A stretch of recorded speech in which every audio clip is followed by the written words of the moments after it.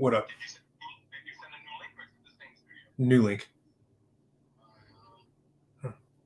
Oh, I got it. All right. Running now. Yep. I'm in here already. We're live. All right, I'll be right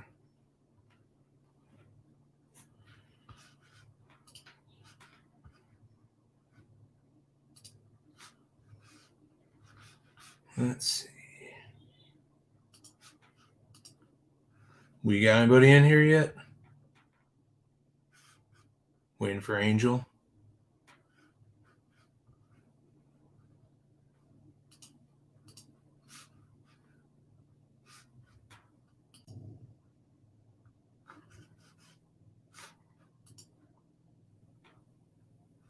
There we go. Boom. What up, Jamie? What's going on? I got to give me a drink. Hold on. I forgot to give me a drink.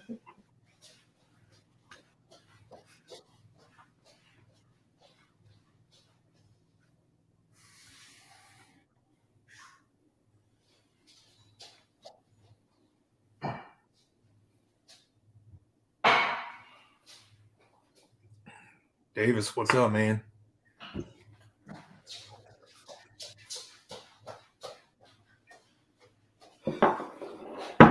Drinking some Four Roses right now. So I got me technically scotch, but it's whiskey. I got Glenlivet 14 year. all right. Cognac barrel.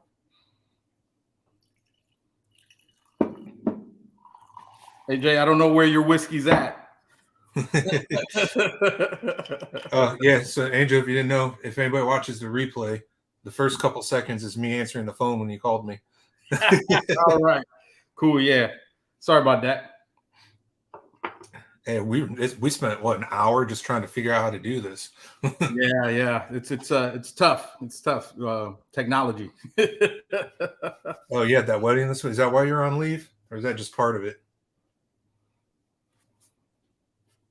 Nice, Davis. That's what I'm talking about. Stepping away, so we can see your comments. Let us know what you guys think about our unboxing and what you guys are looking forward to next week, or kind of what you're hunting for. We're kind of ad-libbing a little bit of this as we're going. I cheated though, since I'm moving. I'm technically not unboxing. I already seen these books, so I'm going to share with you guys anyway and stuff. All right, Angel, just if you didn't know, because I do have the YouTube on the side, we're running a good 20-30 second delay from what we're doing and what they're seeing. Okay, perfect. Yeah, that's no problem. There's Elvis. Yeah, what's up, Elvis? He didn't want to join the live stream tonight. He's hunting for some books. Okay. Next time. So Elvis, I got me a 14-year scotch. And I got me a inexpensive big old bottle of Four Roses. I'm fancy. I'm not. What do I want to start with? I want to open one of these Ultimate Comics boxes. Each one of these has got one of my slabs some of the ones I was telling you about. Mm-hmm. I don't know which one this is, so let's find out.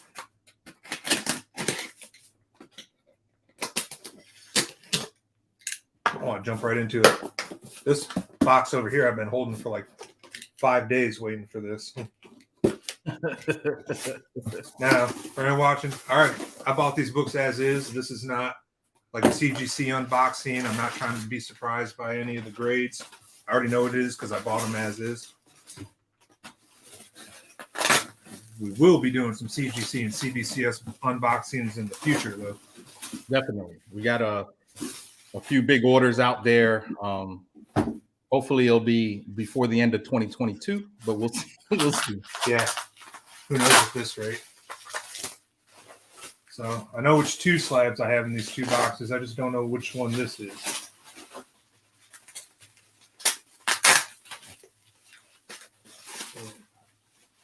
I have a big mess of bubble wrap on the floor when I'm done here. I don't know why I didn't just rip this. Oh, that's why. Okay, cool. is a good way to get started. Nice.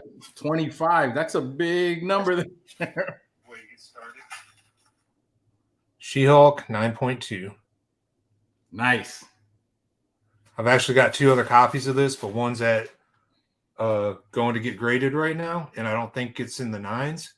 And then my other one I'm going to sell raw because it's got a little bit of a water stain. So this one's for the PC. Nice. That's a good pickup.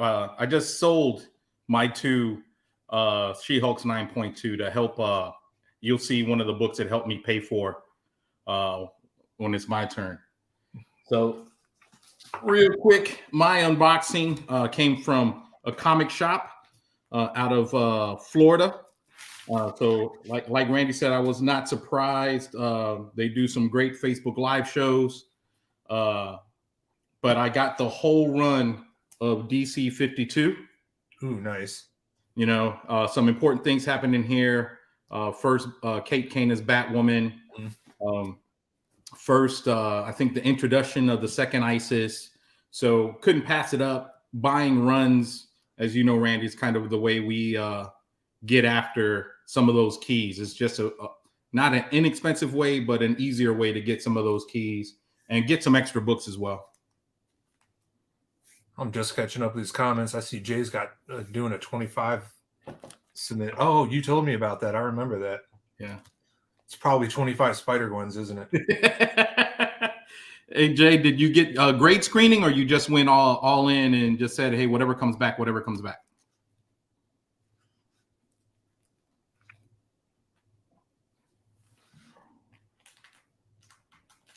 All in. That's what I'm talking about. Nice. Hey, some books just need a slab no matter what the grade just to protect them. Yep, like this one.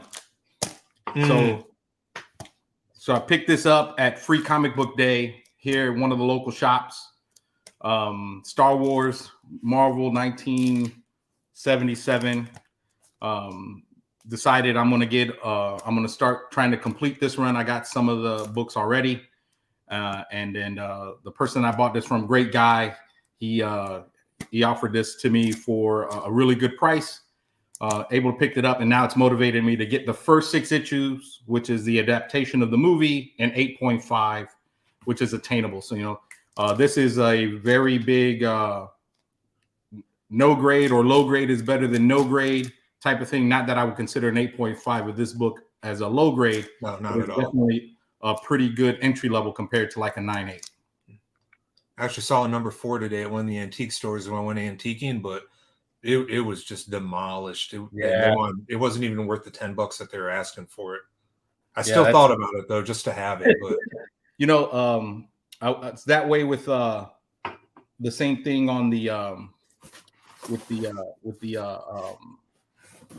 the Strange Tales 169, the Brother Voodoo. Hey Elvis, so your Captain Carter #1 CGC 9.8. So we talked about this real quick. So at this point, if it's the A cover, I would hold it.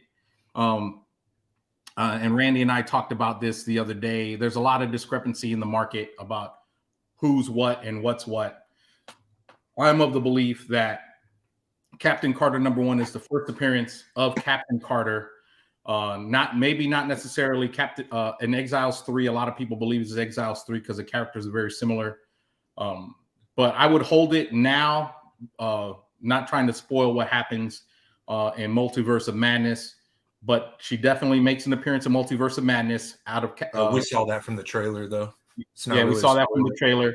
But I would hold it because she is supposed to headline What If the second season. So right now probably is a dip, so you wouldn't get as much back on your return on investment.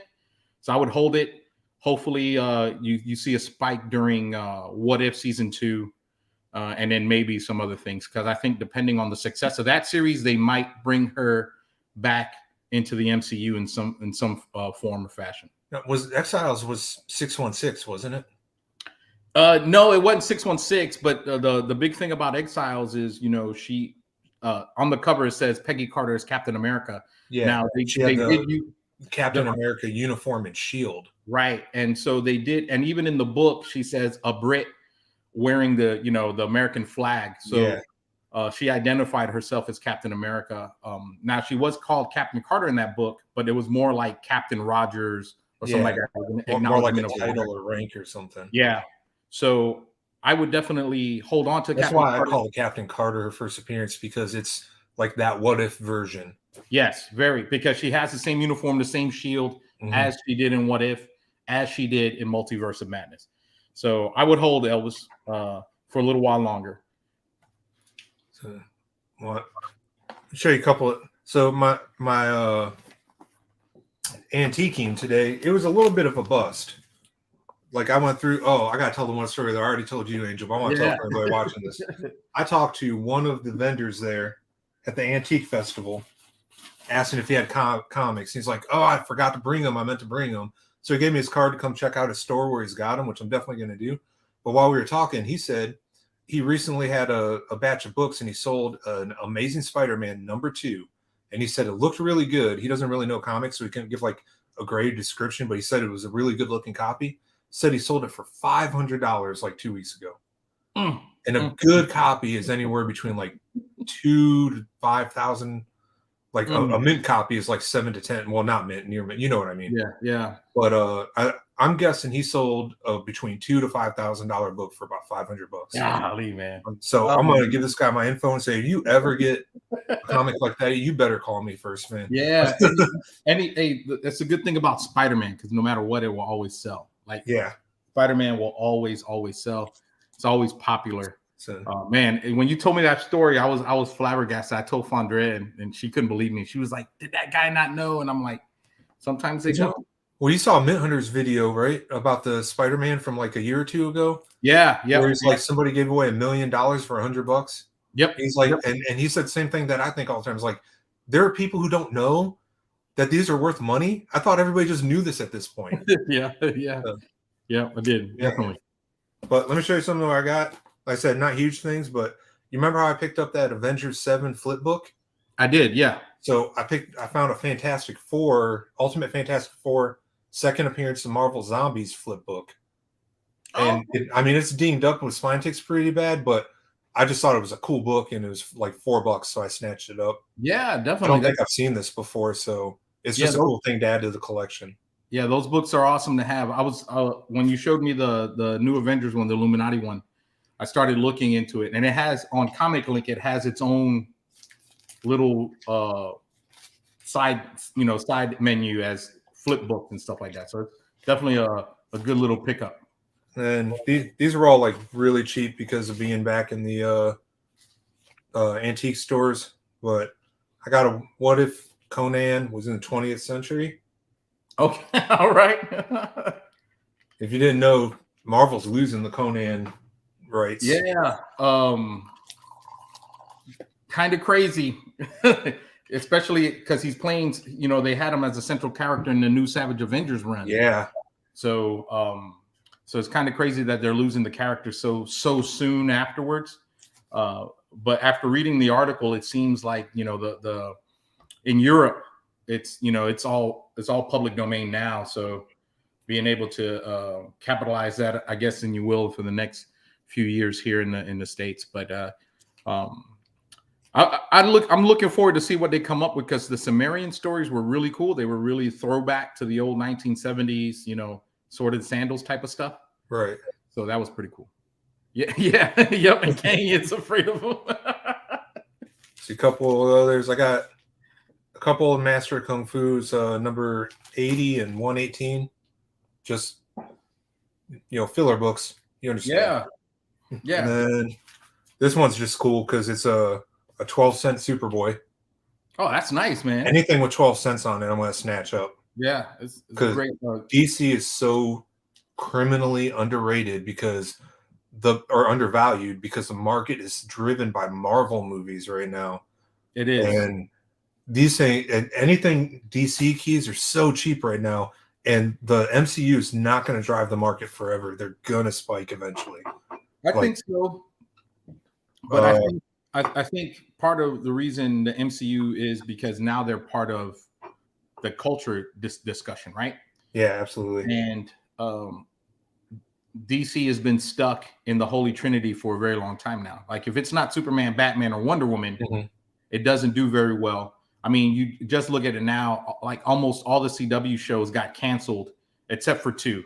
Well, so this Superman is something that a and- lot of people are misconstruing here, though, because they think it for various reasons. But the real reason they're doing it is because WB is trying to sell CW, and these shows are expensive, so they're trying to cut the budget of the network to make it more appealing. Yeah, That's why they also cut what are all the 4400 one of those witchcraft shows. I can't remember what it's called. I think it was the new version of the one that Alyssa Milano was in. Yeah, that one. But something like that. So yeah, it was Charmed. So I see it in a lot of the comic book groups. They're like just bashing it, saying DC's a mess and all that. But they're canceling non-DC shows also because they're cutting down the budget to sell the network. That's why. Right. But that's not to say that they don't need work. Don't get me wrong. Yeah. No. But they even canceled Doom Patrol, I heard. I hope not, man. That show's awesome. and I've heard almost nothing but good stuff about that. That show's awesome. It's one of those great hidden gems on HBO Max. My problem with the CW canceling the shows, yes, I same thing as Ready to You, that they're doing it to sell it and try to and lower the budget and stuff like that. But some of those shows, like Naomi, that's what helps drive the narrative in our line of work or in speculation, right? So like you said, DC books are underrated or undervalued because of that, because Warner Brothers doesn't necessarily know or gives the perception that they don't know what they want to do with some of these characters and doesn't give them some of the things. I mean, look at Waffle and stuff so much. Yeah. I mean, look at the mess they had with Suicide Squad and then the Snyder movies where they're like, do it, don't do it, redo the movie. Like, it's because the execs don't know what to do with them. It's the same with the DC Universe. Remember, we both signed up for DC Universe, I know I did when it announced, and it was going to have these like Titans and all that other stuff. And then less than a year, and less than a year later, they were like, "Hey, we're moving all those shows to HBO Max." Mm-hmm. But that's the thing that Disney does the best is they put Kevin Feige in charge and was like, "Go," and then they put people who know comics and can make good ones in there. Yeah, I wouldn't say all the HBO shows are amazing, man, because Titans, I just quit watching it. I don't think it's going to count as a spoiler anymore because it's well over a year old at this point, I think. But once they killed Hawk, I was done. Like, Hawk and Dove were so good. They were, but I think they just flipped it they flipped it a little bit because the actor wanted out, but remember in the comic books it was Dove who actually got killed and got reincarnated. So I honestly I like the fact that they killed Hawk. I wanted a Hawk and Dove show. It would have been dope. I did too, but he wasn't happy there. He wasn't really filling out. And then I think Reacher was fantastic. Reacher was really good. He does come back. So we'll see. But real quick, so this was a recent unboxing. I got these were actually 5 books, 2 that I got right before I left Georgia, and 3 that I got were actually my first deliveries of comic books here in North Carolina. So I'm going to start with the very first one that I was happy that I got back, disappointed at the grade, mostly because I thought it was higher, was Captain America #6, the first appearance. This is the variant. And that bead cover too. Yeah, so this is the variant. I'm still contemplating whether to crack press and resubmit it. There are some, the back looks clean, but there are some spine stresses that can probably come out in the white cover. The next book that came in there was this one right here, the first appearance of Dr. Aphra. Nice. This one, and all these books were sent almost a year ago to CBCS, but they're working through their issues. So I got this back in the grade that I thought it was, so I was super happy about that. And this was, got to give a quick story. So last year we're watching one of the Comic Book Shopping Network show. His name is Jesse James. He calls his show the Binge Bar, really fast. Calls himself the Six Shooter, and he had this book come up, and I didn't even hesitate. I don't think I was watching with you because I think you might have been deployed at the time, but I know I was watching with Elvis and Jesse James. Just prime to come up on a show too. AJ is definitely an acquired taste. I did love the High Republic though. I did really like what I'm currently reading, High Republic. But Jesse James offered this book up. He said it was in great condition, just had a subscription crease for some reason, or a non-color breaking crease in the back, and it was the newsstand edition. Ooh. Of Marvel Superhero Secret Wars number 8. That's a big book. Yeah, not the first appearance of Black Suit Spider-Man. No, but it is the origin of the Black Suit. What it is. Funny thing about this book though is CBCS does put here newsstand edition. I think it's right there. However, CGC does not distinguish, at least on their census, the difference between a newsstand and a direct edition. And you know, we're nerds like that. So I did the math. Probably about 20% of the 9/8 are newsstand editions. I would assume, because it was a 50-50 split. So 20% of the 9/8 on the CGC census are more than likely newsstand. That's nice. And getting them in 9/8 is hard, especially a recent submission. Yeah, so that book sat there for a year, almost a year. 5 years. 30 oh yeah, years? Yeah. So and then I got these two. These were submitted for the George Perez signing. However, he had to cancel, and then ultimately, unfortunately, he passed away. But it was Wonder Woman #1, where he helped essentially retcon Wonder Woman's history. Yeah, the George Perez label right there. This is a lot harder than it seems, when you're trying to point. Reverse, which is left, which is right. 252, Jay. ASM 252. Actually, there's a 3-way tie. It's still 252. The other one came out a little bit later. Oh, didn't they all come out on the same day? The Marvel Team Up and what was it? It was either Spectacular or Web. I can't remember. I thought they all came out at the same time. Okay, well, but everybody considers this the 252. I agree, but I'm gonna have to look into that more, see what the actual release dates of each one were.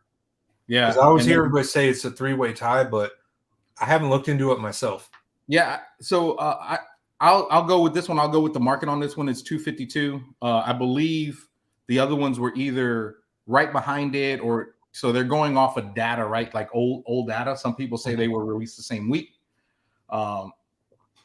So we'll see. It's just one of those things where I think 252 wins, and then it's not Web of Spider-Man. That, even though that is probably the coolest Black Suit cover. Oh yeah, that #1. Yeah, that #1, that painted cover, it's awesome. And then this is also submitted for the George Perez signing, but we talked about this the other day. Yeah, you pointed me to the Bride's Comics video, which I watched and really enjoyed. Well, yeah, Jay, Marvel Age 12, but that was like a prototype. Oh yeah, but he was red instead of white on that. Yep. And then I got this White Tiger, first appearance of White Tiger in regular comics, in a standard comic. George Perez was a co-creator. He first debuted in Deadly Hands of Kung Fu #19. Got one of those on my hunt list right now. Got my eye on one, but this one was a pleasant surprise to come back at 9/6. White pages on top of that. So I thought it was going to be like an off-white to white, but when it came back white pages, and that white pages is a big hit, or big plus on that. Yeah, definitely. Yeah. And yeah, I think Bry was right there where he said it's overlooked and just kind of primed for something to come up, because that's the direction Marvel's going with everything. Yeah, and I would not be shocked if he showed up in Black Panther 2 for some reason. I wouldn't either. I think I love what Marvel's doing in the MCU. I love what they're doing across their lines right now, introducing, retconning slowly. I like what they did with America Chavez. Thanks for the recommendation. So I I went love back. that because honestly, I Yeah. love the character, but I hated her first solo title. Yeah, I just thought it was awful. because it was really confusing. Yeah, It was confusing as to what it was, and so now retconning her. Now, even though in the MCU, some people were like, "Hey, she was a retcon. She's supposed to be from New York and supposed to be Puerto Rican. Why is she talking in Mexican slang and all this other stuff?" So it doesn't matter to me. I just enjoy the character. I like her arc in it. I don't know why people are slamming it. It's good. New Death of Spider-Verse gives me bad vibes. that's the next one coming up, right, Jay? Yeah, I think I haven't so. looked into it, to be honest. I'll have to look into that one, Jay. I'll be honest. I haven't really dealt with the Spider-Verse. It only because when it comes to like Miles Morales being the linchpin, I feel that Marvel doesn't know what to do with the character right now. They're trying to do all this stuff, maybe diluting his brand a little bit, and even rehashing some old storylines from Peter Parker to try to run them with Miles, like the Clone Saga Yeah, that they're doing, and having them go to different worlds and stuff like that. So I don't think they'll kill Gwen off. I don't think they'll do that. She's too popular right now. She's super popular. If anything, they'll do something to bring her into the 616 the way they did Miles. Yep. Permanently, the way they do it, which would be awesome. And I think it would give some awesome storylines with Peter. Yeah. Like after, like, trying to come to terms with Gwen after all these years, Yeah, definitely. And I'd be excited about that because, even though Peter met her and knows her, having her back full time, essentially not bouncing between her universes, because, essentially what they do during King in Black, they made her MJ Carnage, right? Yeah. During King in Black. And so bringing her there, I think would be kind of cement what they're going to try to do with her in the future. So I'm about to hit the second box, but before I do, I got 3 more cool books to show from my antiquing today. Okay. So I got a Fighting Forces number 123, 15 cent, early losers. Trying not to get that glare on there. Okay. Oh, that's nice. I just thought that was cool. I got Just a Devil Dinosaur number 6 because I like it. Okay. And this is just another one that's just cool. Boom. Wizard number 50. You can't walk away from that when you find it. No, you can't, man. You got to pick it up. That's an awesome. Look at that. That's awesome, man. That is awesome. I think I made a decision. I want to start getting all of the wizards. That's awesome. Good luck. Some of them are expensive. Yeah, they are. Hey, so what are our thoughts on Kamala Khan, Ironheart, Dr. Aphra, America Chavez, and Namor? Seems like a bit of misogynistic BS. May be off base. The issue, however, I love Iron Man. I'm a fanboy. So this is a little bit of an inside joke. So I beat up Elvis for being a Tony Stark fan, and flawed is an understatement with Iron Man. Let me jump in with something here because I want to remind everybody, especially if they weren't collecting comics 20 years ago. Tony Stark, Iron Man, Thor, the Avengers, they were the B team. Mm-hmm. They could not sell Avengers comics. Everything struggled. Marvel sold the rights of Fantastic Four, X-Men, Spider-Man because they were the A team. They were the popular books. And then when Disney bought them, they decided to make movies. Like, these were all the B team, and they were digging the bottom of the barrel, kind of.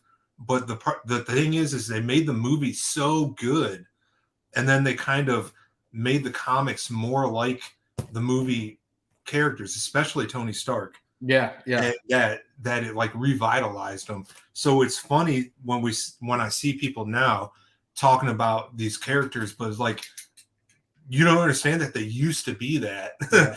So hey Elvis, so going on your thing, so a lot of people are hating on Kamala Khan. I really think the reason they the reason they hate on Kamala Khan, especially in the Facebook or in some of the comic communities is because Such toxic groups. they retconned her powers, and they essentially have marketed, or it seems to be marketed toward a younger crowd, which is a smart business move by Disney, right? So make a PG show about a character to help bring that next generation and hook them onto a product. I believe Riri Williams will be the same way. I think they will do Ironheart in very much the same way. Dr. Aphra, I think that's the carrot that they keep dangling in front of people's faces in Star Wars to keep us looking. America Chavez, I think she did great. Was great, portrayed great in Multiverse of Madness. Now, I do like the fact that they are nerfing her powers a little bit in the comic book because she was extremely OP when she appeared. Superman. Yeah, she was Superman. Vulnerable, flies. Yeah, super strength. And Namor is going to be a cool thing. I just watched a video today where they almost made his debut as part of the Illuminati in Multiverse of Madness, but Kevin Feige killed that and was like, nope, he's showing up somewhere else. And I do think you're right. It's some misogyny, just toxicity. A lot of gatekeepers trying to do that. And by the way, in the MCU, the greatest Avenger is Black Widow. I just said it because she was ride or die. She was about the Avengers no matter what. You know, didn't really put anybody else's BS, at least the way she was depicted in the MCU. I initially said Ant-Man, but he really wasn't an Avenger. He was just kind of that guy they called in. He was the most important person in Endgame, though. He was the most important person in Endgame. With no Ant-Man, everybody's still dusted. I'm gonna start cutting this one. Yeah. Hey, so Vision is a good one. I like the way he said Iron Man. That was, hey Jay, I agree with you. So there's a rumor too that Jon Favreau might hit the directing chair again. Yeah. For another Marvel movie. So that would be kind of cool. Hey Randy, Elvis asked who's your greatest Avenger? Man, God, that's a hard question because there's so many. I haven't really thought about it, to be honest. Because am I going to talk about the movies? Am I going to talk about the individual characters? Am I going to talk about their effect in the Avengers? Because I haven't read a ton of Avengers titles specifically. You know what I mean? Yeah. So, but I'm so high on the Donny Cates Thor run, and he's such a badass in there. Yeah, but you know that's not the Thor that's in Avengers. That's what I'm saying. It's like Batman and Justice League are two different characters. Exactly. So I would, if I had to go to the comics, I would think as he's portrayed in the comics, I would have to go Black Panther as my favorite Avenger in the comic books. Mostly because you know he was really split between two things and being able to make that work in the comics. It's probably my favorite. As I'm catching up on the current run of Moon Knight, I did notice that he walked in. It was a funny bit where he walked into one of the villains' bars and sat down. They're all looking at him. He was basically running his mouth. He was like, I defeated the Avengers by myself. Just think of what I could do to you. And I'm like, oh man, that was dope. That was a flex. Yeah. This was not the one I wanted to open yet. Hey, AJ, Donny Cates is definitely he's doing his thing. I like it. I'm loving his Thor run. For a little bit there, I almost quit on him because it just felt like but and I'm loving what he's doing with the Hulk. I'm kind of glad that there's a break in between there and that he's not writing the Banner of Hulk type of stuff. But I'm excited to see what they take up after that. Which I haven't been able to read because Diamond fucked up our shipment. Hey, I have. I don't have a local comic book store. I know. I am my local comic book store. There's nothing for a fucking hour and a half from me. Yeah. No, I don't think now I'm looking in the Ultimate Comics box. I don't think it was the bar with no name. I don't think it was that bar. And then Donnie Cates caused some type of a little bit of hubbub because he tweeted that he was going to retire from comics. And it was a sarcastic tweet. Yeah, he was just saying he was going to do nothing but listen to My Chemical Romance for the rest of his life, and everybody like seemed to take him seriously. Yeah, like come on, man. He's just kind of a goth kid. So, he was getting a lot of crap for being in Italy, and he was wearing like makeup and nail polish, and everyone was like giving him shit. Stop it. Again, it's just like, dude, like people, man. This is our communities. Sometimes can be the word. So here's my other big Ultimate Comics purchase from last week. If I can get this tape off. I will say I'm always happy with their packing jobs. Here's some more bubble wrap that I can recycle when I send Jay's next shipment out. All right. He got a recycled Comic Tom box. Last thing I mailed him. Hey, we definitely appreciate you guys buying from our store. It definitely helps us out on previews right now. Ugh.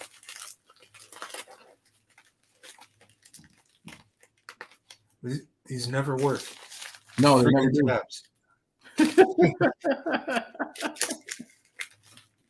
I tried to open it by the tab. And just Hey, rips Elvis, off. what are you currently reading right now, Elvis?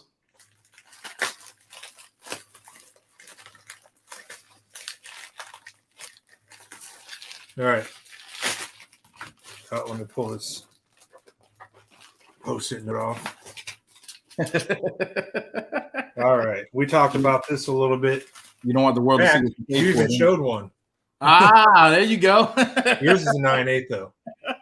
Well, you know, depending on who you talk to in the community, your 9.6 CGC is a 9.8. Bullshit. There's no difference to me between the two when it comes to that grade up there. There isn't. There isn't. I know people have their preference, but for me, CBCS and CGC 9/8 are equal. They definitely are. But That's awesome. I've been eyeballing this for so long, and I just didn't have the money for it. And then I thought this was a good deal. Yeah. I don't remember I think I was on the show when you pulled the trigger on it, and there's definitely a good deal on it. So what's funny, I got to double check my receipt. Wait, let me look at this. Yep. Okay, I got it. Good deal. Make sure that I saw a number on there and was like, I don't think that's what I paid. But somebody offered a deal and they countered and it was way below. Well, not way below, but it was below FMV. yeah. And he did not bite on the counter offer, so I took it. So you did it during the Star Wars show, right? During the Star Wars show? I think it was during the Star Wars show. Yeah. So Because I got this also. Now Okay, I remember what it is now that you said that. yeah, during the Star Wars show, I would have probably bit on that short box special that they had, that Star Wars run. Yeah. But I was disappointed on some information. But from the same store, real quick, it's a little out of order and I don't know where they're at, but I picked up the complete run of Frank Miller's Daredevil. Boom. Oh, you got that already too. Yeah, that was the one who was like, "Do you need an escort?" Yeah, He was afraid you're gonna get robbed in the parking lot. yeah. So the whole run of Frank Miller. I don't have the numbers in front of me, but every book that he wrote, and included a couple one shots. The one shot, but in here is a couple of really big books. The first appearance of Elektra, the death of Elektra. Kingpin's becoming essentially the quintessential Daredevil villain was all done during this run. Yeah. And if you guys didn't know, when the Kingpin was first introduced, he was actually introduced as a Spider-Man villain in ASM 50 and was bugging Spider-Man until they brought him over to Daredevil. And hanging out back here for some reason is the second print to the first appearance of Bishop. That's still a beautiful book. Yeah, gold foil. You know, Randy's a sucker for gold foil. That's not foil though, is it? It's just the gold cover. I call it foil, but yes, it's a gold cover. Yeah. I've got both first and second for that, just because. But to Same go with my Darth Vader, I got Dr. Aphra #1. Nice. That's great, man. I think it was only about $200 for both of them, so I'm really happy with that. That's all. You know, if there is ever, I was talking to Elvis about this. If you ever had to spec on anything, or if you want to get into the speculation market, just buy up every first appearance that you can of Star Wars characters. Yeah. That is definitely the franchise that keeps on giving with Disney, and it can span every age group. They can make adult shows, they can make kid shows, they can do it all. So definitely, if you're in the speculation market and trying to find some things, that safest play would be anything Star Wars. It's actually one of the things I wish I knew more about, because I see so many Star Wars books and I'm like, man, I should just buy them all. Because every time there's an episode of The Mandalorian, like 3 books spike. So the funny thing is, except for I feel bad for everybody who bought Cad Bane after he debuted. Yeah. There's a website. I'll send it to you, but it's a CBSI Comic Book Speculation and Investment. Yeah, they have a list of all the Star Wars first appearances through publishers like Marvel, Dark Horse, Boom, whatever. And you just think about it's a multiverse, man. It's a Star Wars multiverse. Like the movies are ultimate Star Wars. But AJ, but they are bringing a lot of that stuff over, right? So I'm with you. When they first announced that everything Dark Horse or everything outside of the movies was now Legends, I was like, he read all the books too. Yeah, I was like, what in the hell? Come on. But they're slowly reintroducing some of those things as they can fit into the narrative. Because let's be honest, it was a lot, but it still wasn't what Disney wanted to do, right? If they had to recreate, try to tie those things in.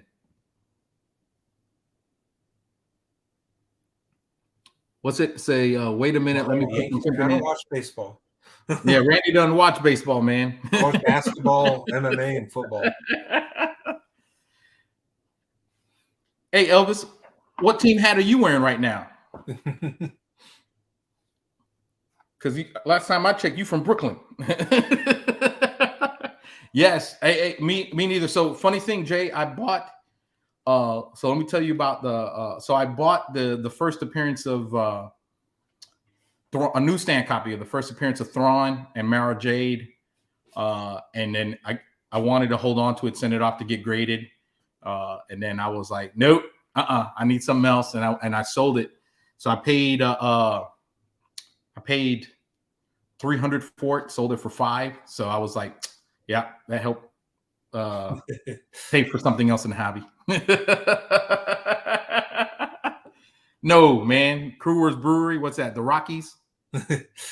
On that Star Wars note, you'll notice right here behind me, we got the Boba Fett bust, limited to 1,000. We have number 258, I believe. Yeah, that will be up on our eBay store tomorrow.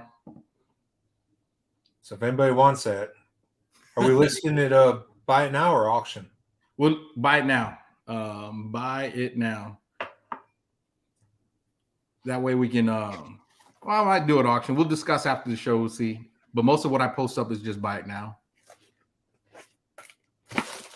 All right. I'm gonna hit my last unboxing. Oh, you got Team Coors Brewery. Oh, my bad.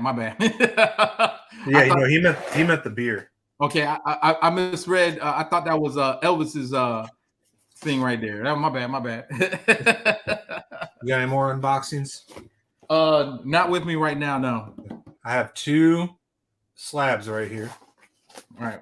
I'm going to continue to call them slabs. I don't know if you saw that fucking change.org. We're calling graded book slabs. All right. So, I've been a huge fan of Miles for a long time. It's actually Angel's fault. He got me reading the Ultimate Comics when we were in Iraq in 2008. and I started reading them, and I had literally every Ultimate Comics. So the reason I have this side, this Ultimate Fallout 4 9.8 and this 1 in 25, is because I bought them when they came out, just because I was reading them. There's no spec, nothing like that. I'm just like, I love it, so I bought it. So I've been a huge Miles fan forever, and I've been wanting to add to that collection. So a couple things I got here is the Comic Fest reprint. Oh, nice. To add to that line, you see it's the exact same cover as which side is it? This is backwards. Right? Yeah, This mirror image right here. yeah. But the Halloween Comic Fest version, they're not expensive at all. So I picked one up just because I wanted to add it to my collection. And then the other one I got, and this is going to be my big book for the night, and then I'm all done, is second print. Nice. 1.8 to add. So Nice. I've got the first print, the second print, and the Halloween Comic Fest. Halloween Comic Fest? Yeah. Reprint. So the two more I want to add to this is going to be, is it Lamole or Lamole? I'd say Lamole. Lamole. I want that foil, 9.8, and I need the Pichelli third print or second print variant. Yeah. Hey Elvis, so you know I'm specking on Amadeus Cho. I just picked up a second. Hopefully, I got a 9.6 of his first appearance, Amazing Fantasy 15. I bought that at a great deal, which I thought was a great deal. Now it's a little bit about the same price, so the price is still the same at 9.6. I just got one from Ultimate Comics yesterday. No, on Thursday's show. Their Thursday show. Hopefully, it's a little bit higher grade. So I do think Amadeus Cho at some point will make it to the MCU.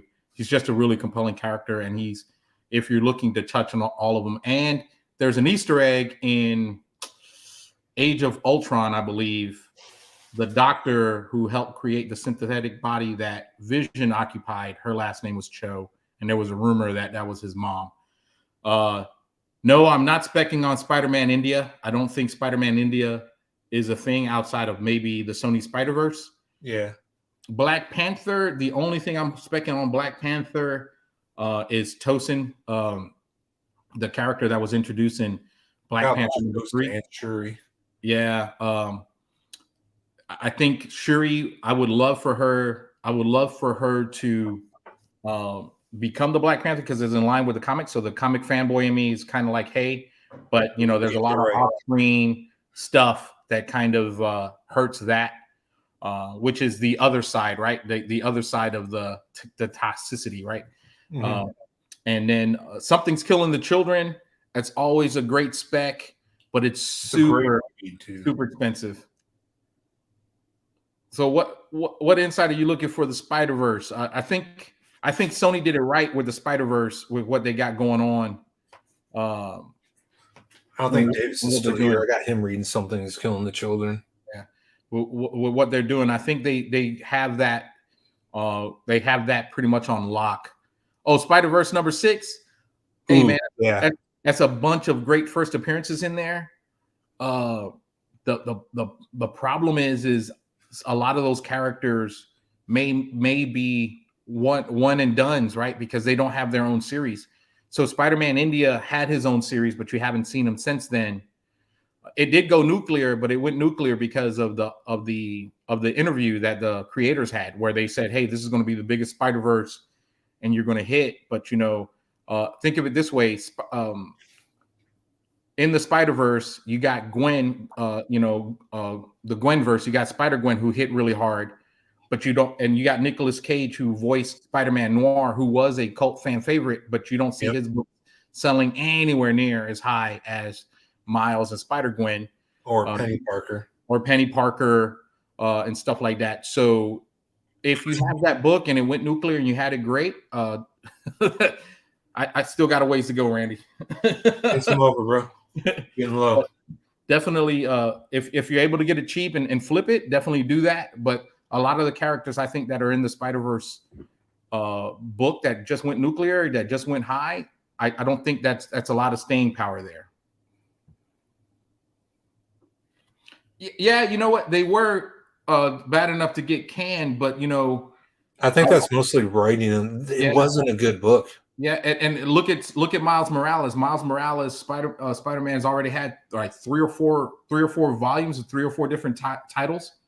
So no, you can't give There's a that difference Spider-Man. between a character being No. popular and a series being popular, and it's all based on the writer and the art. Yeah, and so the character is super popular. Her book still sells like gangbusters. Look at what Marvel did. They essentially made a whole. They believe in Gwen Stacy. They essentially did a whole X-Men version of Gwen. They gave Gwenverse her own. They gave Spider-Gwen her own universal, multiversal type of thing. So definitely, I think she's around to stay. But the Spider-Verse #6, I would love to see some of those characters hit. I just think that you're only going to see them spike in line with the Spider-Verse movies. Like right now, it's big and stuff like that. No, I can't do a tour of my hobby room. You got a tour earlier. It's horrible. Mine is a disaster right now. Like if you saw the rest of this, like I cleaned this up behind me just for this, but I'm actually in a renovation where I'm going to be moving stuff around, taking shelves out, putting tables in, and I just bought all new plastic boxes so I can clean some of this up. Yeah, you cannot see anything else in here right now. I'm the same way. Just moved into the house, so I'm getting our office set up, Hot Zone office set up. I got the comic room. I'm a big fan of it. Yeah. Like I said, hey, this was by accident too when I was talking about Miles. This is just what I was wearing today. I've got a dope tank top with the Miles logo too. Elvis is supposed to be on here. Elvis, what books are you specking on?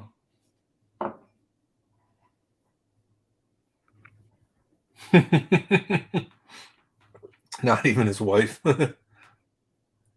No, you can't get that Scotty Young from me, man. I already told you no. Iron Fist is good. Elvis is a huge Scotty Young fan. Yeah. So I got a couple Scotty Youngs that he don't have. And definitely Iron Fist is definitely a good one to spec on.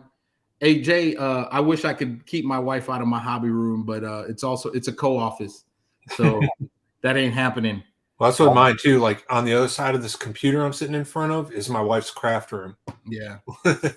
So the Iron Fist, I'm glad you brought that up, Elvis. Iron Fist is definitely a great spec, especially with the 10 rings coming up.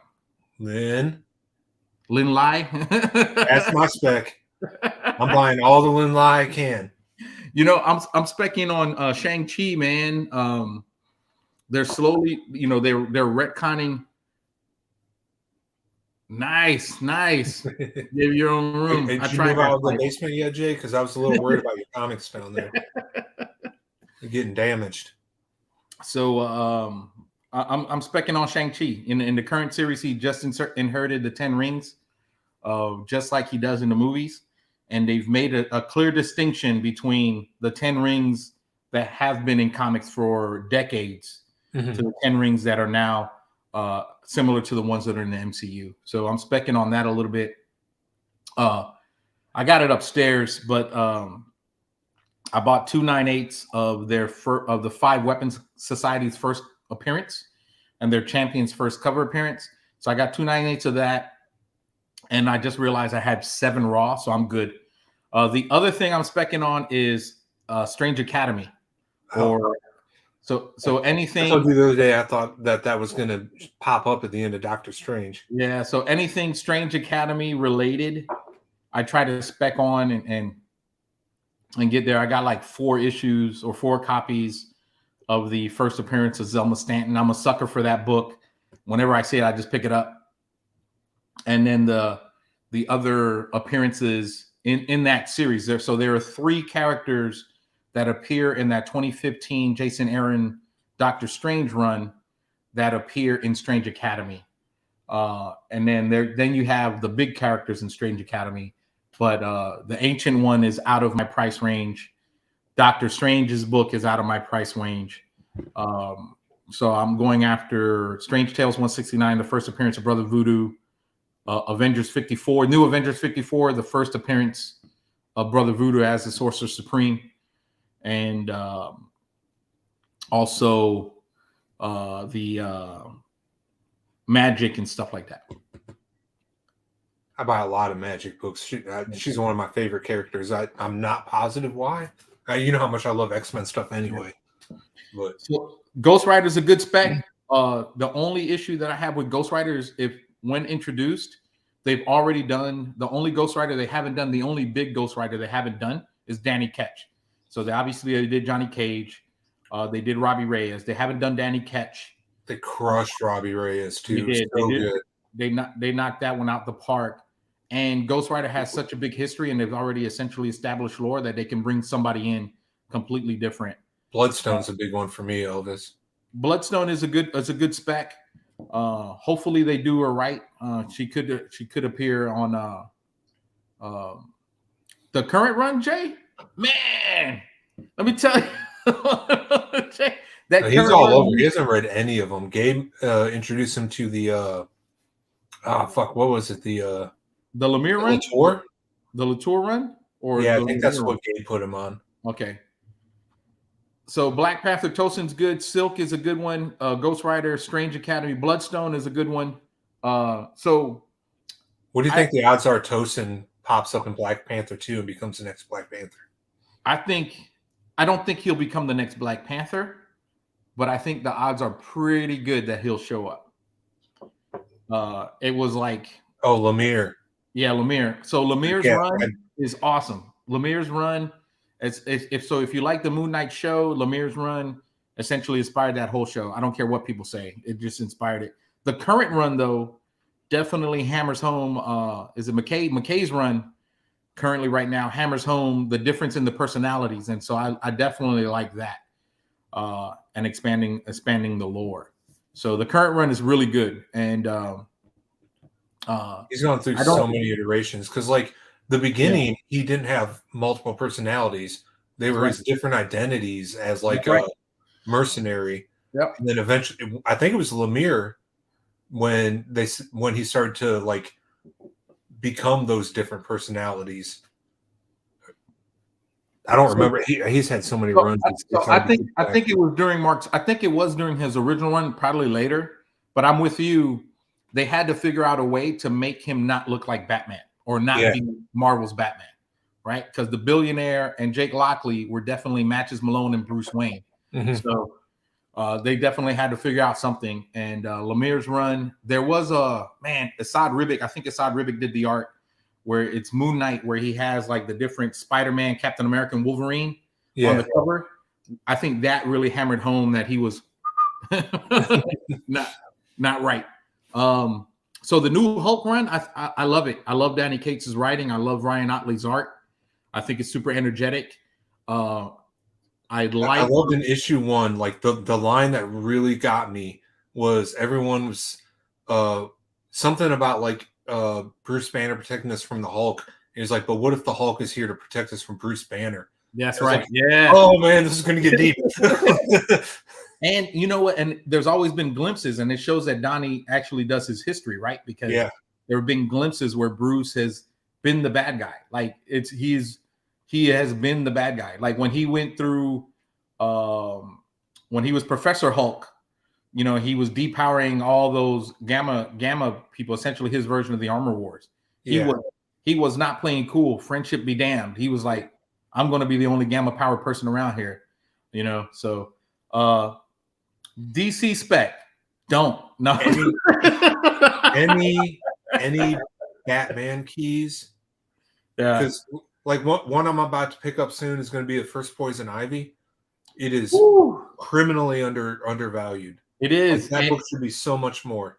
It's super dope, man. So Elvis and I, so when we were in Savannah, when I was in Savannah, Elvis and I, the shop owner, he had one there. It was awesome. And I'm actually, so this is funny. I'm actually going to look for an incomplete missing the centerfold because I think a green label CGC with Poison Ivy being green just fucking works. So I'm doing that on purpose, and I'm actually going to send this Hulk 180 back to get a green label because the Hulk is green. Okay, because it's missing the Marvel value stamp, so it's a 1.5 right now. Yep. So Elvis, so Cates made Marvel Spotlight 9 blow up overnight. He did. Elvis, so on indie books, if I had to recommend something outside of Something's Killing the Children, Department of Truth, Grimm, I have 20 of them to sell you. Yeah, Grimm. So I will tell you this: almost anything written by James Tynion, I would tell you to pick it up. James Tynion IV, pick it up. Everybody's optioning him like crazy right now too, so something is gonna pop. Yeah, Grimm sounds like a real good title. If you're speculating, Grimm was a good one to pick up. If you want to read Jeff Lemire's Little Monsters, that one is really good. It's on issue 3 right now. I think it's going to go to issue 3. I just finished reading The Good Asian. That one was really, really good. I heard a lot of good about that. Oh my gosh, it's awesome. It's an awesome read. And then Radiant Black. I'm liking what they're doing with Radiant Black. I like the writing on Radiant Black. I like the art a little bit. Twig was optioned before it was released. I like the first issue. I read the first issue. I like it a lot. I read the premise and it didn't catch me. Hey, I love Scotty Young though, so it might be another one that just flew over because I slept on Strange Academy too. Yeah. So let me tell you something. When it first came out, like Strange Academy, I'm like Harry Potter X-Men, but then I read it and I'm like Harry Potter X-Men. So Scotty Young is, I think, underappreciated as a writer. Like his Middle West series was awesome. Middle West was awesome. So yes, Elvis, my hobby room will have posters, and a couple other things in there. I got a bunch of movie posters in the basement with the game room in the bar, but none in here. So I'll have the Sam Raimi Spider-Man, his Tobey Maguire poster. I'll have some original art that I'll have posted up in there, and I'm looking to buy a couple other posters. Elvis actually put me onto a something that I didn't think about was Subway posters. You know, they're made Mylar. They're a little bit more. You mean for like movie posters and stuff? Yeah, Subway movie posters and stuff like that. So Elvis put me onto that idea, and they're a little. I think they're vinyl. As long as they have you on those indies now, Jay, because you used to be weird about them. Hey, I gotta read indies, and that's why they don't write for Marvel. And I'm like, no, they all write for Marvel. Hey, I Hate Fairyland is awesome, and they just I think I don't know if it's on his Substack, but I do see it in his newsletter where they've kind of extended the stories of I Hate Fairyland, where she's grown up a little bit and stuff like that. So that's awesome. But yeah, Middle West is really good too. That one was awesome. That was a good Scotty Young indie story. And then from what else from Image? So we picked up Rogues Gallery. That one looks like it's going to be really good, coming out in July. Oh yeah, I got that too. Yeah, so I think that one's going to be good. Hey Jay, have you read Something's Killing the Children yet? Because I'll tell you, if you haven't, this is what I just did with Michael Davis. I think he ducked out because he had a wedding today. But on Amazon, they have the hardcover of the first 15 issues for $38. It's hard to beat, and it's such a good read. So I highly recommend it. Jay, highly recommend you read that. It is so good. It's so good. His comment will catch up to our stuff here in about 20 seconds. that 20, 30-second delay. I'm out of unboxing. You got anything else? I don't have anything else that I brought downstairs. And we're going to try to make this now that we know how to do this a little bit. We're going to make it a little bit more. Hey, so my favorite superhero. Okay, Elvis, I'm going to tell you. I think I've told you. And if I told you something different, forgive me. And kind of changes. But my favorite superhero is Spider-Man. So it's kind of a character that I grew up reading. My dad was a huge Spider-Man fan. I And did not know that. yeah, so my dad essentially had some of those old comics, and he let me read them. But so he's my favorite. Now, if I had to say from my purchases, from what I've learned and what I've read, was X-Men. So Jim Lee's X-Men #1 introduced me to a whole new world of comic book writing, and it energized me so much, and art, and it energized me so much that I went back to read like classic X-Men, some of those old books, and seeing some of those old stories like Dark Phoenix and stuff like that. But Spider-Man was really kind of my first love, mostly.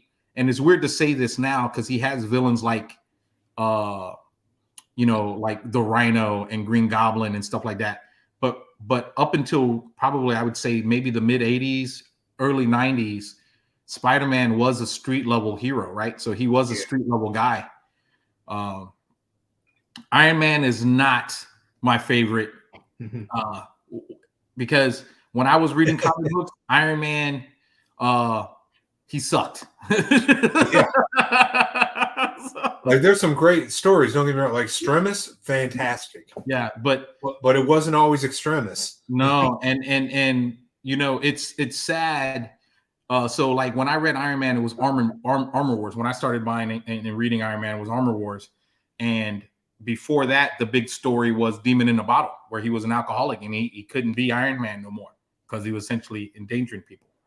So but X-Men probably, teenage Angel to now is definitely there. But not Iron Man. Mine, an alcoholic Iron Man. for mine, if we're talking like individual character, it's going to be probably either Spidey or Batman. But as far as my favorite comics, is definitely X-Men. Yeah. For two reasons. One, the Claremont run. Yeah. Well, actually, I'm going to say three reasons. Claremont run, 90s cartoon, and then everything they did between House of M to Second Coming, because that was a decade of just brilliant writing from everybody.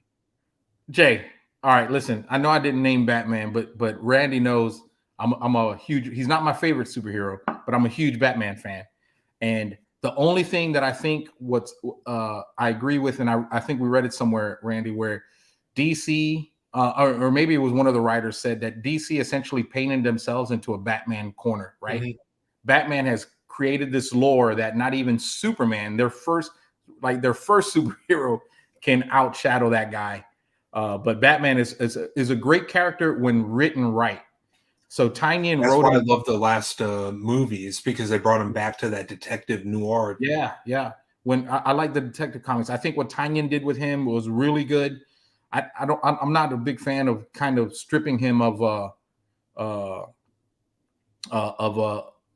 his wealth and stuff like that.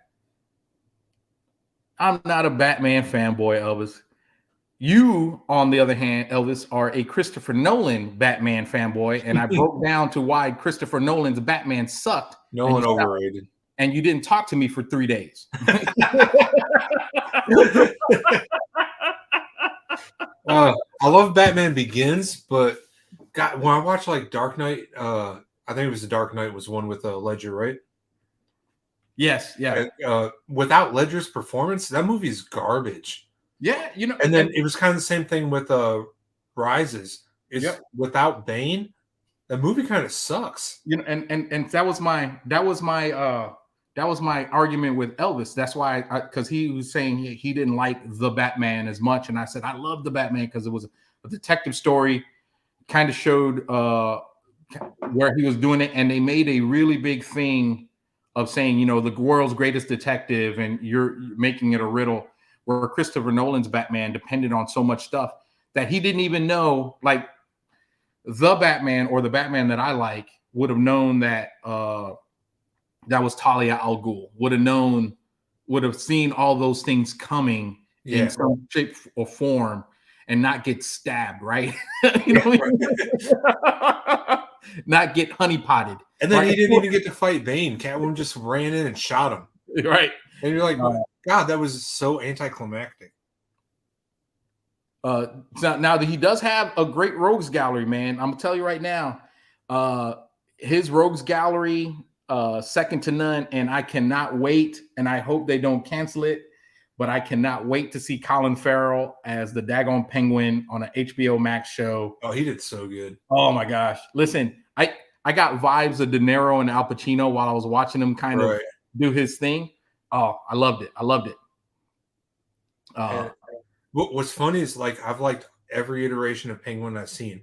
Even Gotham, as much as I hated that show, the tall, skinny guy who played Penguin was so good. Yeah, that I bought every bit of it. He was like vicious and mousy at the same time. Like he played like this dude that, oh man, I'm a punk, but then he'd turn around and just like, oh. And I think part of that inspired how Colin Farrell depicted his character. And then, of course, Danny DeVito. Yeah, I love his character. That's awesome. So the Joker, I like the Joker. I like the way he's depicted in Batman the Animated Series versus, I mean, Ledger's Joker is really good. I think it had a really good impact, but the Batman Animated Series Joker, I think, was probably the best Joker for sure, as depicted on screen. I think the animated series is the best version of everything. Yeah, I mean, because he had it all, right? He had it all. Batman, Joker, Riddler, Harley. Yeah. Don't get me wrong, love Margot Robbie's Harley. I do too. But it doesn't compare with the animated series. No. So Three Jokers was really good. It really was. It was a great story. I think it got overshadowed by the hype, and a lot of people felt canonized Killing Joke. Yes, it did. It did canonize Killing Joke, and it's funny. It's like it canonized it without canonizing it, right? Like it's like hey, this is his history, but maybe it's not because they Tynion in this current Joker run, he kind of put more mortar in that, but he also kind of walked it back just a hair with what he's doing there. And if you haven't been reading the Joker, I'll be honest, I read the first 3 issues and I fell off, and then with the move and everything, I decided to read it again. It's really good. It's really good. That's a pretty good story. Hey Jay, for DC, 20 years, I don't know, because same writer though, but Jeff Johns' Green Lantern run is fucking phenomenal. It is. Starting from Rebirth, working all the way to Brightest Day. So good. I think actually Blackest Night, Brightest Day were a little disappointing, but maybe my hype and my bar was too high. But Jeff Johns' run is so good in Green Lantern. It was also Angel's fault that I read that. It was, hey man, it's sometimes I used to be real big on Green Lantern, and now it's become kind of the Hickman X-Men, right? A little bit, where it's really convoluted. Yeah. As much as I love X-Men, I can't read the Hickman shit, man. He's kind of like Rick Remender for me, right? Like I loved his early shit, and then for a while there, he put me to sleep. Like, come on. I don't think I've ever liked Hickman, but like Remender's X-Force run is like one of the greatest all-time runs ever. Hey, listen, I loved Hickman's Fantastic Four. Hey, Elvis, so CGC and CBCS, so we covered this earlier. God, Elvis, are you drunk? We've talked about both of those questions already. Yeah. He's while you were here. So CBCS and CGC for me and Randy, there is no difference. And the resale price is, I think, it's market familiarization and market. I'm going to say manipulation. Yeah. But I'll tell you, if I put something up, a 9.8 is a 9.8. I don't give a shit which two they come from. Yep. And the thing is people forget, at least in terms of like how I buy. I'm gonna assume how Randy buys, because what we talked is really what you're doing is you're buying the book. The grade tells you the condition of the book, but you should look at the book inside the slab as best you can, and then buy that, right? Because we've seen 8.5s that look awesome, and we've seen 9.8s that look like dog shit. So and not all 9.8s are equal, because the damage could be inside the book or on the back. So how it presents is really important. Yep. I don't know if you saw my comment, Angel. That I saw a Facebook post. A dude had like a 1.5 for I did. 181. Yeah. And I said, this is a perfect example of presents well because the cover looked immaculate. Yep. I don't know where the damage was. It was a really, really low grade, but it looked beautiful in the slab, just sitting there looking at the cover. And the same Facebook group, they actually had a guy who listed an Amazing Fantasy 15 at like 49K, or 1.5 or something like that. Yeah. And then they had an auction where it was like it hit 500 50K or something like it was a really big number. And the guy was like, well, I guess my asking price was low, and everybody kind of slammed him, I think mostly for being a D-bag, but really one of the guys actually had a great comment, which is along your lines, where it's like, hey, yours did not present anywhere near as good as the one that went to Heritage Auction. Right. So Jay, so for me, CBCS is if you're a collector, you can't go wrong with CBCS.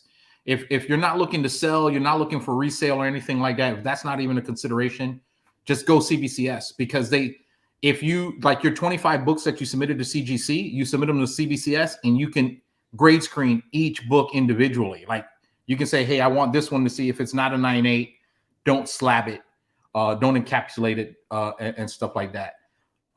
So as a collector, it's awesome. I got an Alpha Flight #1 that was signed by John Byrne on the inside cover, and I can't send that to CGC. I got to send that to CBCS. They're verified. It's fantastic. Verified. And Elvis is a CGC fanboy, and he's a 9.8 whore. Like if it's not a 9.8, so I joke with Elvis all the time. So he has some great books. He has some awesome books, but he doesn't send them to get slabbed. And I think he does. The reason he doesn't send them to get slabbed is if they come back less than a 9.8, he's going to want to get rid of them. Just send them to me, bro. He is so yeah, exactly, Jay. And people forget that grading is subjective. Like you can send the same book, just crack it, send it back, and it might get a higher grade or a lower grade. You know, we've watched YouTube videos of where they do that. I have used the Verify Signature service. It's awesome. The only knock against I got a few there right now, Jay. Yeah, the only knock against it, Jay, is that it's verified, right? So they authenticate it through. Everybody says it's CBCS, but it's not CBCS. It's through Beckett Signature Authentication. They use it against examples, and they have missed. Now there is a video out there where they got a fake signature through, but that guy, what he wasn't honest with is he trained. He got that signature down. He essentially became professional at getting that signature to look right, and it made it through the cut.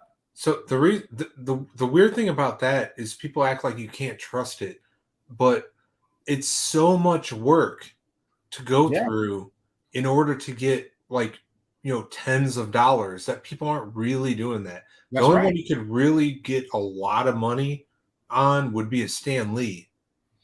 And so like pretty much all the other ones are like it's weird to say like, oh, this is I can't trust the Donnie Cates signature. Like Donnie Cates only charges $25 fucking. That's right. So nobody is faking his signature. That's right. Like it's dumb to say that. And not only that, but CGC witness signatures has actually had frauds. Yep. So they're pretty equal as far as like a percentage. So much so that CBCS used to honor CGC signature series, but then they had problems with their chain of custody. Yeah. And now CBCS doesn't honor those. So highly recommend their verified signature service. I believe it's really good. It's a great thing. If you have a signed book, you want it verified, send it in. And I think it's awesome. They also offer raw grading, which is great. So if you do grade screening, and if it fails a grade screen, it gets sent back to you, but you have the choice of selecting a raw grade. And what they'll do is I think when they send it back on grade screening, it's a $6 charge or maybe a $4 charge. I can't remember, but then you just pay the difference between that and a raw grade, which is $10. And then you get it in a Mylar bag with a half halfback with tamper-proof stickers and a label on there telling you the grade. So you can still say it's a CBCS. Yes, it is 2.0, CBCS. even though it's not in a slab. Yep, it's not in a slab. So I do not collect Power Rangers. My son does.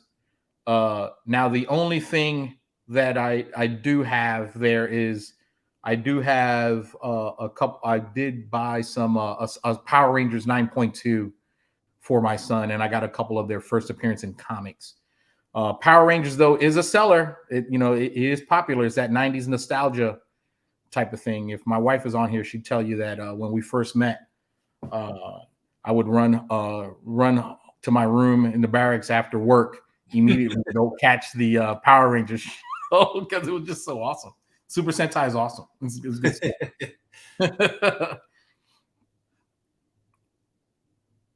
Hey, that's a great price, man. That was a great steal. You got that for $252.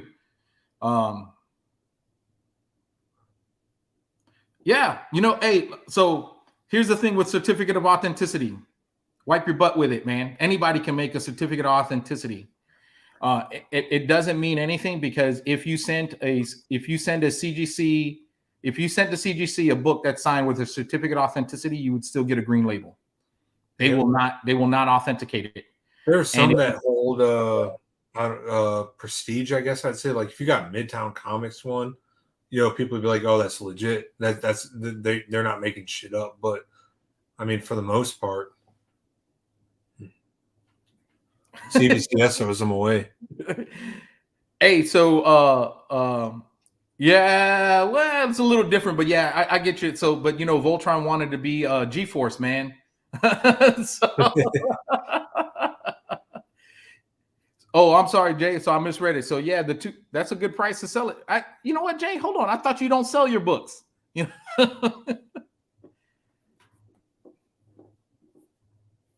Yeah, J. Scott Campbell. So J. Scott Campbell and there's a couple other like what Todd McFarlane did.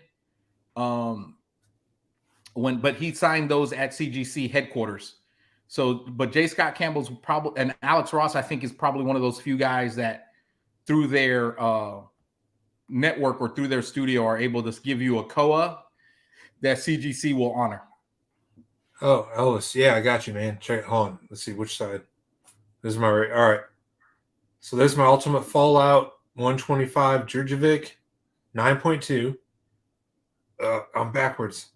Ultimate Fallout first print 9.8 CGC. Hulk 181 signed by Romita Senior, CBCS 3.5 witnessed. I got a Hulk 180 CGC 1.5 missing the Marvel value stamp. This is a Suicide Squad. I don't remember what number. It's the first Oracle, and that's a 9.8 CGC or CBCS also. Here, I got a X-Men 266 9.8 Gambit. The second Gambit, by the way. You're not wrong. That one's so weird, the way they work that. Avengers Annual 10 9.8 First Rogue. This is a CBCS Marvel .1 First Kamala Khan 9.6.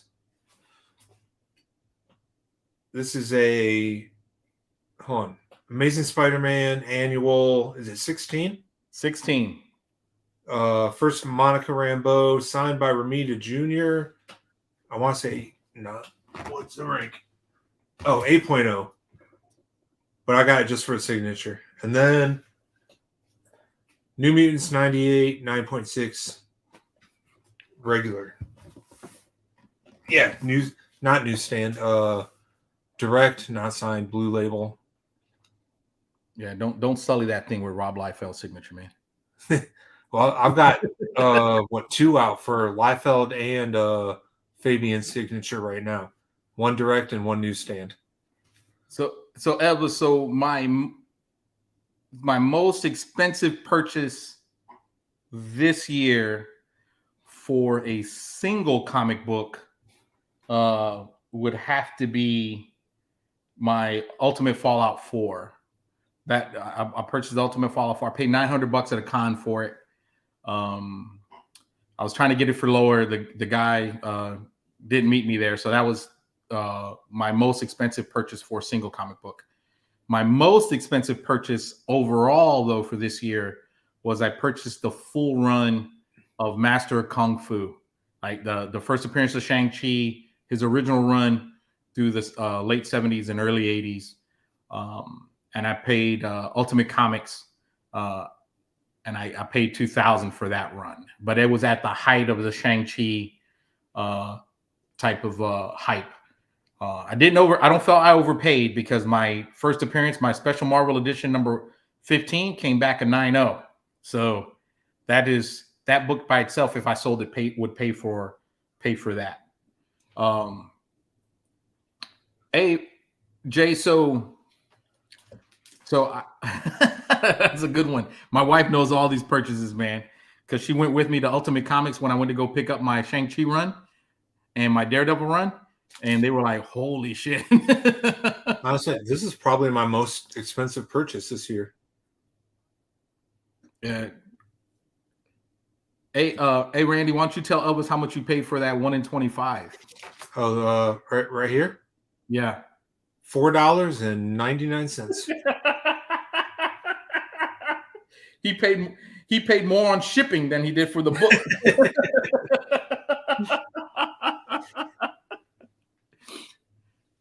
So on my Grail list this year, I'm on my 19s early Marvel's Bronze Age horror kick. So I'm looking to purchase or to complete my Tomb of Dracula run. No, it's a 9.2, Elvis. His 1 in 25 is a 9.2. Unless you're talking about his Ultimate Fallout second print. That right there's a 9.2. $4.99. Yeah. So my Grail list is that and Strange Tales 169. That's what's on my list for the rest of this year. Mine is I will get an ASM 300 this year. And the other ones I'm looking for, this is going to be really deal dependent if I can afford it. Obviously, GSX1 is always there, and X-Men 94, and then ASM 129 and Edge Spider-Verse 2. So you said ASM 129. That was probably going to pop in here in a minute because he loves that book. He loves that book. The ASM 300 is one that Jay's got on me that I don't. Yeah, see, you just threw the comment. Hey, Jay, I know the feeling because Randy always holds that 181 over me. I was looking at a 181 late last year, and Randy was like, "Don't buy it." That's the one thing. That's one of the few things I have over you. I don't have much, man. Let me keep it. So the resources I use are mostly, unlike Randy, I'm lucky enough to have a couple of local comic book shops, and one that's an hour away, which is one of the biggest ones here in North Carolina, which is Ultimate Comics. So I can use those guys. So I use local. I use Facebook Marketplace, eBay, Hip Comics, and if I'm looking for slabs, My Slab, Short Box, and eBay. To be quite honest, now if I'm looking for a GSX1, a Hulk 181, or some of those books, I would probably lean toward a My Slabs. I would look for it slabbed because some of the fakes out there are really good fakes. You wouldn't know they were fake until you sent them in to get graded. And also it just knows you got a complete book. I told you, see, he says, hey, 129 is his white whale. I'm friends with the comic shop owner. Hey, that's a great thing to be there, Jay. And hey, listen, if you guys are looking, and Elvis uses me all the time, and Jay, you know, I helped you out with a couple books, with one book, really, that Batman book, that Todd McFarlane cover. If you guys are looking for books and have some, just let us know, and we'll try to hunt them down for you. and try to help you fill some of those runs and stuff like that. When I say Ultimate Comics has a lot of back issues, I've essentially filled my whole Thunderbolts run almost strictly from Ultimate Comics. Let's see. I don't, Elvis. I don't count foreign variants as Grail books. They're awesome to have because it's kind of like that quirky thing that not a lot of people have, but I don't. Did you mean these guys? Yeah, those guys. Don't make me run upstairs, Randy. I got two. I got such a great deal with this because she didn't know it was a newsstand. Oh man, that's awesome. So I got one getting graded now at CBCS. I got that one. That one's a good one. Oh, you know what? Let's talk about some of the specking. You know, there's a few really obscure characters I'm specking hard on because I think they just make sense. And one is Blind Spot. Really? Yeah. So Daredevil, right? What's that? Daredevil? Yeah. Okay. So his first came in this point one. Okay. I've got like at least 10 copies between this and the one in 15. Plus that Daredevil #1, I've got like 5 copies. Anything Lin Lai. Okay. I'm also a lot of Quasar, the second one, the female from Guardians of the Galaxy. Avengers Assault on, what was it called? Damn it. You talking about Phyla-Vell, right? Or no? No. The female, the Shield agent. Oh, Quake. No, she wasn't Quasar. Okay. No, Assault on. Damn it! I can't remember what it's called. They're over there. I'd have to find them, but there was a second Quasar who was a female who was a former Shield agent. When it was Assault on something Hill or whatever, there was a Avengers miniseries, and that's where she popped up. And her first appearance is the Assault books, and her second is Sam Wilson #7. Sam Wilson, Captain America #7 is when she became Quasar. So I think you're talking about the story that led Captain America to become evil. Yeah, so where Cubic was introduced. A couple of them too. So I'm specking on anything young.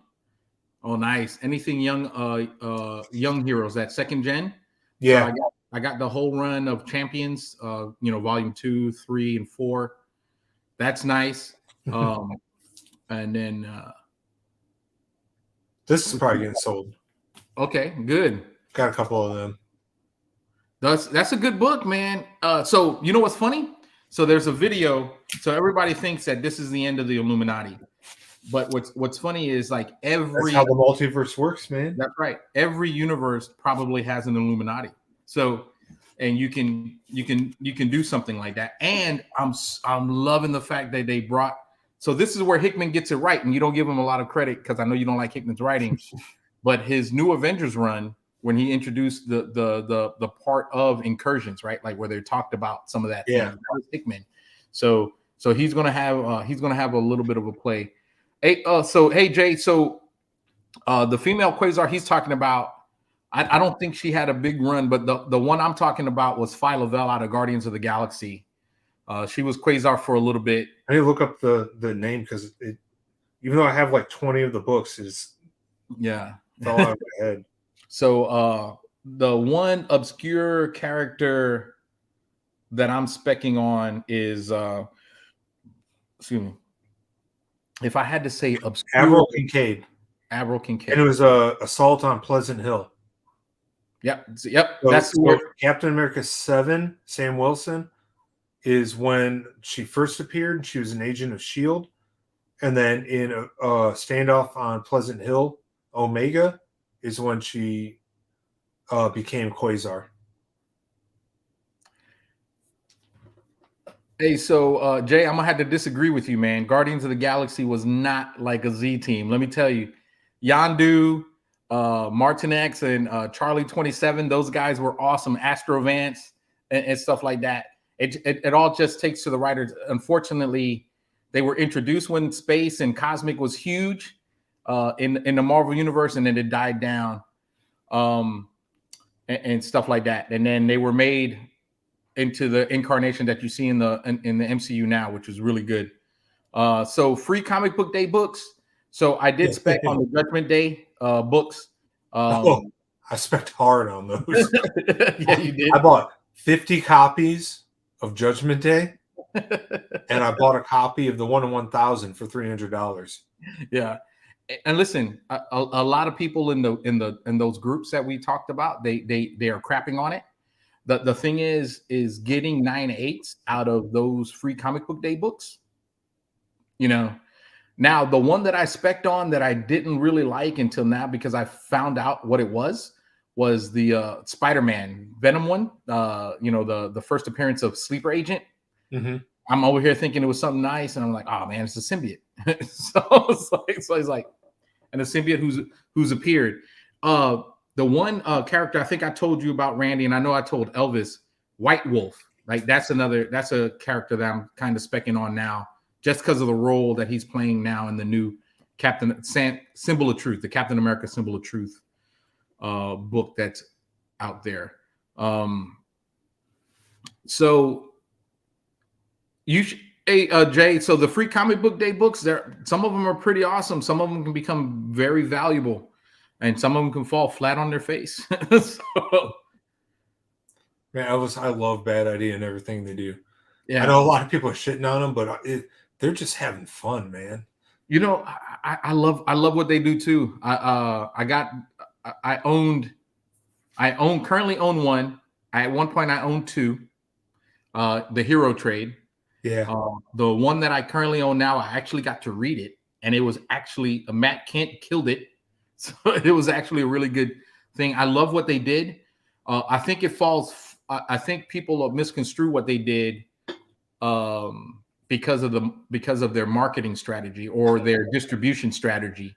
The books are solid. Yeah, the books are solid. There really wasn't a bad book out of the bunch. You know, it's kind of like, what's the worst Godfather movie? It's like, it's not that one was better than the other. It's kind of one is stronger than the other. So you definitely have stronger titles. Yeah, 3 was kind of garbage. 3 was pretty bad. But I think their strategy. Elvis is ENIAC #1. Yeah, I got the Hero Trade. That's the only slab I have. I had an opportunity to buy an ENIAC #1 slab. I didn't do it. But if you own, yeah, was that? I actually slabbed mine. My original got 9/8. Yeah, I sent it to Jim to press first. Yeah, but those books are made so well, so well. So you a little bit of work and you got a 9/8. It's kind of like Elvis. I don't know where it is right now, to be honest. Package. You need a beer. I'll get to that in a minute. I'm out of scotch. So then but I love what they do, man. I love what it is. A lot of people kind of misconstrue what they are and thinking it's bad for the community. I don't think it is, because they essentially said, hey, you're going to get the first print, and after that we'll do unlimited printings. So, there is no such thing as a second, third, or fourth print. You have the first one, and then after that, I think what also hurt them was the resources constraint, paper shortages and stuff like that. So a lot of people who didn't pre-order, like luckily I was able to pre-order the final 5. I was able to get all those books in. But a lot of their pre-ordered mine through Space Cadets, but they got allocated and I didn't get them. Yeah, so but a lot of their writers are beloved. So again, I don't know why people hate on them, because Matt Kent is beloved within the community. Rob Venditti is beloved within the community. So a lot of people, guys, are beloved within the community. Funny, because this box right here is literally my Bad Idea box.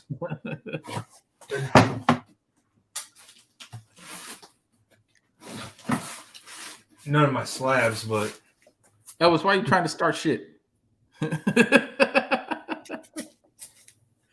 So funny thing is, hey, did you have both the passive and aggressive? No, I didn't. I was supposed to get the other one, but the person I that said they had extra and was going to sell them to me, like, didn't respond to my messages after that. So I missed all like the ones at the end. So Elvis and I actually, my slabs are upstairs. Elvis and I actually sent our stickers in to go get the book that we didn't have, and from and stuff like that for bad ideas. So we both got aggressive and passive, and we were worried there because it took a long time for us to get our books. So we were like, "Damn, those guys got us." Next show, Elvis, I'll bring them down. When you're on here, we'll have a face off with slabs, and we'll see which one of us big bank take little bank. I tell you right now, Randy got big bank. I got a couple cool ones here, right there and right there. There, there. Yeah, This is so weird backwards. yeah. So here, Elvis, I'll show you this one. Here, this one. This one, Elvis. Here you go, Elvis. I'll show you that one. There you go.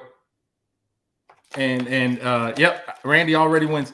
And to show that I'm not CGC biased like you, Elvis, here's my CBCS slab. I said that cost me $4.99. This one is also a great buy. I bought this in Iraq when we were in that UAV company. Yeah, I remember and I that. was eBaying $177.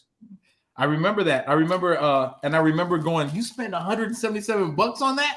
And now, Yeah, it works out now, don't it? and now it works out. Oh, you asked for it, Elvis, and you could have been on here showing off your slab, you know? Yeah, well, you're supposed to be here. Yeah, we're gonna get you on one too. Hey Jay, download StreamYard. Hey, listen, let me tell you that 300 has jumped up. 316 is doing really well as well. 316 is doing really well. I actually got a 9.6. So a shout out to Elvis. He gifted me an 8.5 ASM 361. And this goes to his OCD, right? So he had, that was like one of his first books he ever submitted to CGC. He submitted it without a press, without a clean, just as is. And it came back in 8.5 and he gifted it to me. Those Jimenez covers are awesome. I got a bunch of them. And then I went upstairs and here's one for you. There you go, Elvis. PGX 9.8. I got a couple of these Invincible foils. That's a local comic shop day, right? No, this is a bronze one. My local comic shop is still at CBCS. Oh wow, okay. That's the gold one. I've got a silver and bronze, I think, so I still need red and black. And then Taguchi. Yeah, got 9.6 awesome. And a 9.8. That guy's just asking to be. I gotta send that off. I gotta send mine off.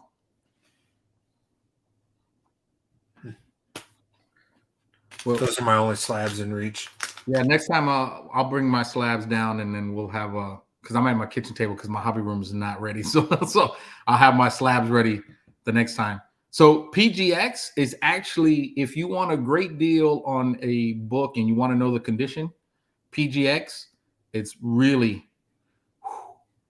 it depends on which one, Jay. I don't know which free comic book. Yeah, the gold foil, not a lot, but it is worth something. Okay, is that the one? I'm sorry, free comic book day? No, that was a local comic shop day. Yeah, it was a gold foil. Was there a free comic book day? No, there wasn't a free comic book. Now the local comic shop day one is worth something, because of I think it's they don't authorize too many reprints of or later printings of Invincible, and so that's why that one. All of these foil ones, like they have a black, red, and gold. They're all Skybound Vault books, and they're very limited, which is why I buy them every time because I fucking love foil. And it's number one. It's only foiled on the word invincible. There's a black, a red, a gold, a bronze, and a silver. And I have bronze, gold, and silver. The gold is the local comic shop day. Yeah, 1.5. That one's not worth it. And hey, that it be that way sometimes, man. Comic books are supposed to be made red and stuff like that. But you know, that's why we buy multiple copies, so we can gift one, so we can read it, and then we can slab and conserve the other one. That one's out there a lot. It's readily available. It's only worth something as a 9.8, really. Yeah, Like you can easily get a bunch of them, but the Yeah. 9.8 is the one that's worth something. And when I say worth something, I'm talking about like $100. yeah. And that's how it is with most modern books, though. Most modern books, if it's not, depending on what it is, if it's not a 9.8, it's not going to run. It's not going to hold up value per se, and stuff. Wait, Nice. I do have some more slabs. See, now I feel ill prepared, Randy. Hold on. I do have a 9.8 Taguchi. Yeah. Then And listen, the Agents of Atlas, or the Protectors, also that appeared in Totally Awesome Hulk. Any of those Asian characters with the 10 rings coming out, Tiger Division. Tiger Division definitely have an opportunity to show up. How about some Delato I Am Batman? Ah, man, Delato is awesome. Oh, how about X-Men 12? That one came back lower than you expected, though, right? No, it was missing pages. That's why I got the 0.5. Okay. So it's missing this like two centerpieces or whatever. Okay. ASM 6. Nice. That's a 3.0. good book. Bought that in Iraq too. I don't know if you remember that one. I don't. Hey, Elvis, if you were here in the beginning and paying attention, Randy, you would have heard that Randy said he's converting all his paper boxes or cardboard boxes to plastic boxes. I paid like $20 for this. Dirty. I bought this in Iraq also. Because I don't know if you remember, 2008, nobody gave a shit about Black Panther. Nobody, man. I wish I was buying comic books back then.